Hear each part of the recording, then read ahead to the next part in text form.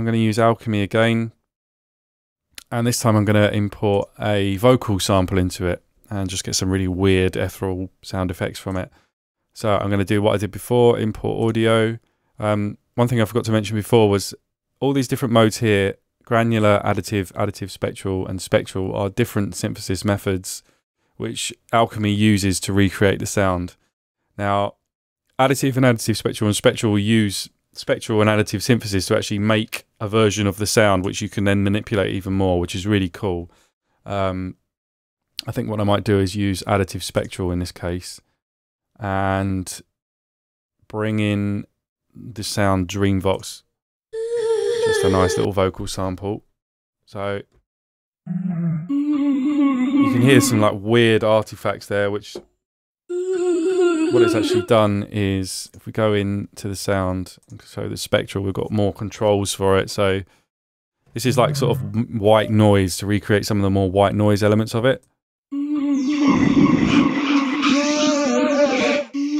can high pass and low pass those elements.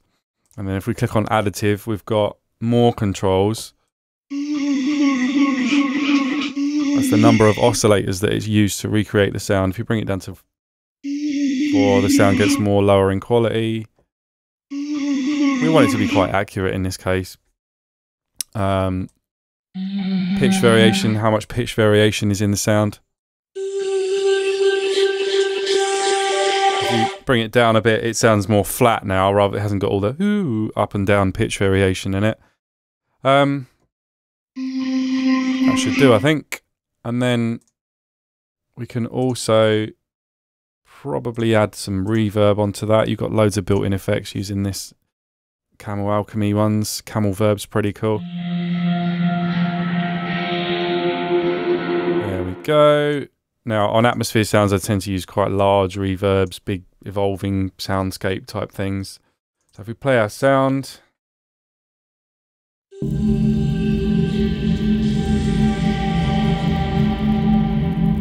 can also stretch it again, so we want the sound to be quite long.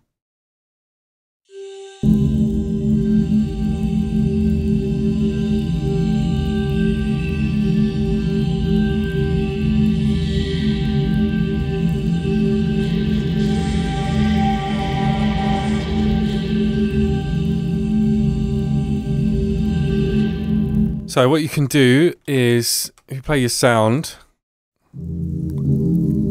now if we load up the bell-like part of the sound and we move the position knob around, you get different sort of variations of it as well. So here we go. If you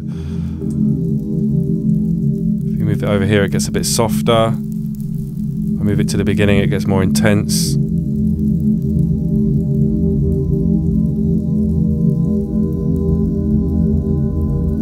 If I move it right to the beginning, it will sound terrible. That's not that bad, actually.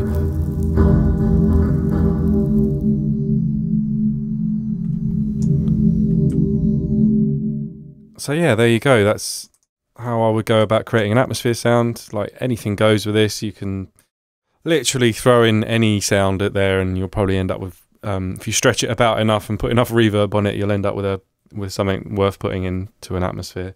I'll probably use this sound in something like I don't know, a dark intro for a drum and bass track or something like that, or a breakdown or something cool. But you can keep on twisting it up if you want to, putting more effects and stuff like that over it. Maybe put some compression on it a little bit. Let's just use the standard.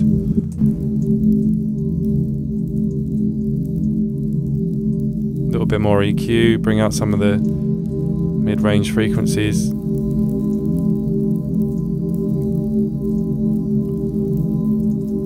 So there you go, good luck.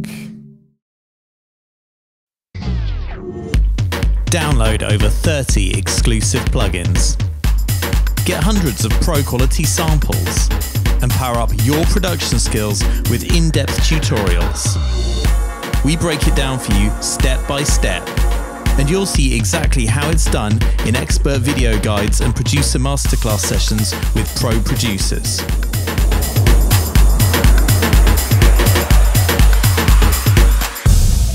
Get all this and more with Computer Music Magazine every month on iPad and iPhone, PC and Mac, Android, and in print.